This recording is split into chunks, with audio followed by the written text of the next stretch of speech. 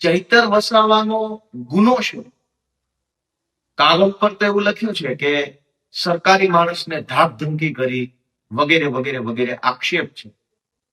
પણ શું સરકારી માણસને ધાક ધમકી કરવાના ગુનામાં 7 વર્ષની સજા હોય તો સરકારી માણસો ગુજરાત આખાની જનતાને ધમકાવે છે, એને શું સજા થાય?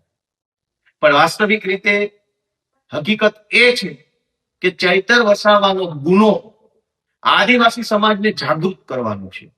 એ જ્યારથી ધારાસભ્ય ચૂંટાયા છે ત્યારથી એ અનેક ગુના કર્યા છે.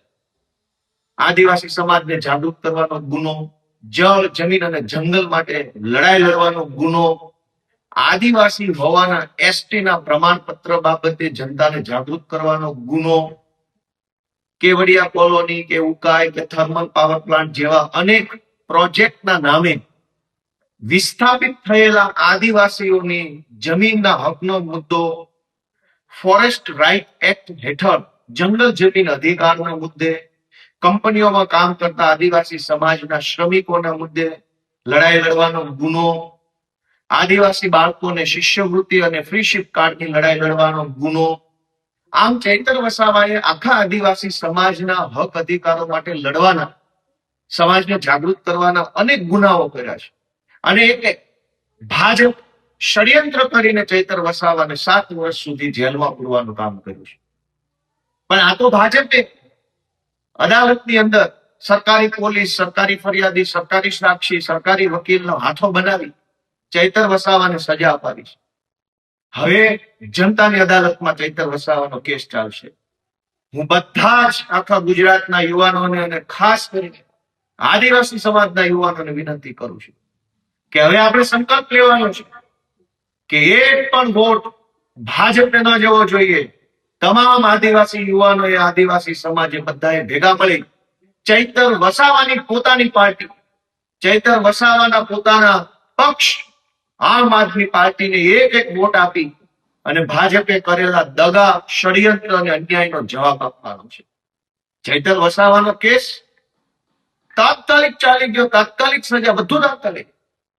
આટલું જલ્દી તો fast track court, fast track કોર્ટમાં કેસ આટલા જલ્દી નથી ચાલતા. જે અદાલત ફાસ્ટ કેસ ચલાવવા માટે બની છે એ અદાલતમાં પણ 7, 8, 9, 10 વર્ષ સુધી કેસ ચાલે છે. પણ ચૈતર વસાવાને 1 વર્ષની અંદર સજા. આ સજા ચૈતર વસાવાની નથી, આ સજા એવા લોકોને થઈ રહી છે જેના માટે ચૈતર વસાવા લડતા હતા. એ પાછળ રહી ગયેલ, શિક્ષણમાં પાછળ રહી ગયેલ, વેપારમાં પાછળ રહી ગયેલ, નોકરીમાં પાછળ રહી ગયેલ આદિવાસી સમાજની લડાઈ લડતા ચૈતર વસાવાને સજા નથી. પાછળ રહી ગયેલા આદિવાસી સમાજના હજારો યુવાનોને આ સજા થઈ છે.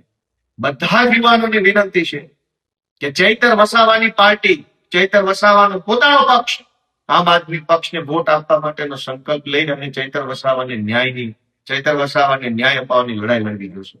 ભાજપે ષડયંત્ર કરી, સરકારી તંત્રનો દુરુપયોગ કરી જે અન્યાય કર્યો છે એની સામે આમ આદમી પાર્ટી જે પણ લડાઈ લડવી પડે, કાયદાની લડાઈ હોય કે સડકની લડાઈ હોય, સંઘર્ષમાં એક ડગલું પાછી નહીં હટે.